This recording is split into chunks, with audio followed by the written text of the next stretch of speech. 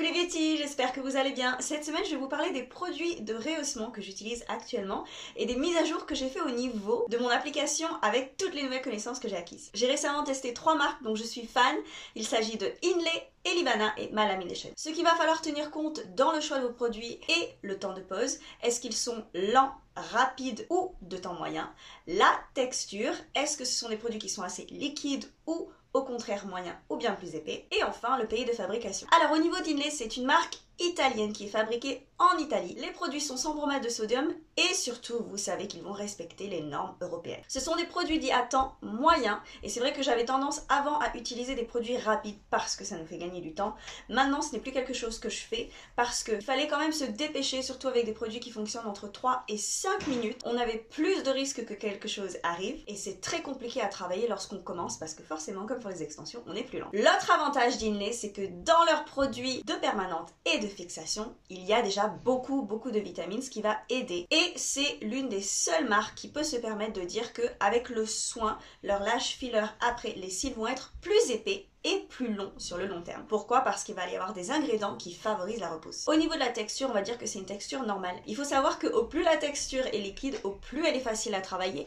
L'inconvénient des textures très liquides, c'est que vous avez plus de chances d'en mettre dans les yeux de la cliente, surtout lorsqu'on commence, et surtout le produit va s'étaler plus facilement. Donc on prend le risque d'en mettre sur les pointes, même si on fait très attention. Vous pouvez trouver les produits en dosettes individuelles et en petites pipettes. Et au niveau des patchs qu'ils les vendent, ce sont des patchs dits ronds. En ce qui concerne Elivana, c'est une marque australienne. Ils ont maintenant un site en France, donc vous pouvez commander en France. J'adore utiliser leur colle en tube. Déjà, on va éviter d'avoir de la contamination croisée entre chaque cliente et surtout, la colle reste très fraîche très longtemps. Vous ne gaspillez pas, vous prenez juste ce dont vous avez besoin à chaque fois. Au niveau du temps de pause, ils sont dits normaux également. Et au niveau des patchs, ils vont avoir deux formes. Ils vont avoir des patchs ronds comme il est et ils vont avoir des patchs dits plats. Pourquoi est-ce qu'il est important de prendre en compte la forme des patchs? Eh bien parce que nous n'avons pas la même forme de rehaussement et de courbure. Et enfin, Malamination, c'est également une marque italienne. Les produits, eux, sont dits plus lents, ils vont être plus doux. Ça, c'est super si vous devez refaire un rehaussement ou détendre des cils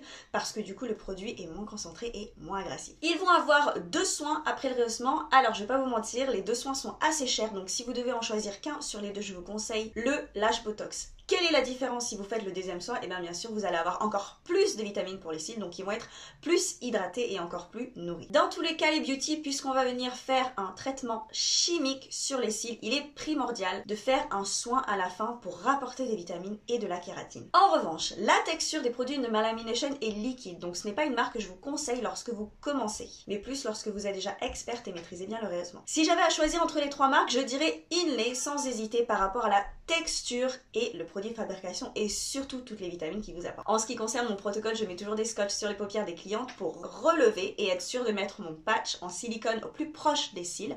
Je mets également très souvent un scotch sur la paupière de la cliente, comme ça on n'a pas directement de la colle sur sa paupière et en plus ça nous facilite le nettoyage. Alors je vous avoue que quand je filme des vidéos pour que ça soit beaucoup plus joli, beaucoup plus flatteur sur les photos, je mets pas forcément ce scotch, mais si j'étais en clientèle sans filmer pour vous, je mettrais obligatoirement ce scotch sur la paupière. J'arrête bien sûr la réaction des 2 produits avec un coton-tige imbibé d'eau. Faites bien attention lorsque vous mouillez votre coton-tige après le premier produit de ne pas trop en mettre parce que sinon ça va décoller les cils. J'effectue obligatoirement une teinture à la fin, peu importe la couleur naturelle des cils de la cliente. Et le plus grand changement que j'effectue dans mes rehaussements, c'est de faire un shampoing à la fin. Et oui les beauty, contrairement à ce qu'on nous a appris, et je croyais ceci au départ également, on peut mouiller le rehaussement, ça ne va affecter en rien la tenue de ce rehaussement. C'est quelque chose qui nous a été passé par les coiffeurs et je voyais justement la marque Elivana faire des bains après le rehaussement. Et je me suis dit, si une marque le fait et que ça fonctionne, ça veut dire qu'il y a une connaissance scientifique qui nous manque.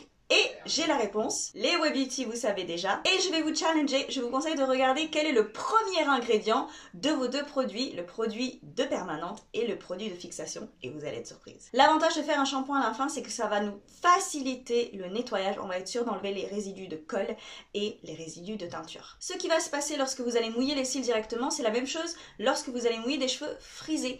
Ils vont être détendus, vous allez avoir l'impression qu'ils vont être raides, mais dès qu'ils sèchent, paf, ils redeviennent bouclés. Je vous prévois une formation avancée sur le rehaussement où nous rentrerons en détail dans tous les produits, que ce soit la colle, produit permanent, produit de fixation et le soin après. Alors pour participer à cette formation, il faudra absolument déjà être formé au rehaussement, pas forcément avec moi. Pour celles qui n'auront pas été formées avec moi, je vais vous envoyer une vidéo au préalable pour être sûr que nous partons toutes sur les mêmes bases. La formation initiale de rehaussement aura lieu un petit peu plus tard dans l'année.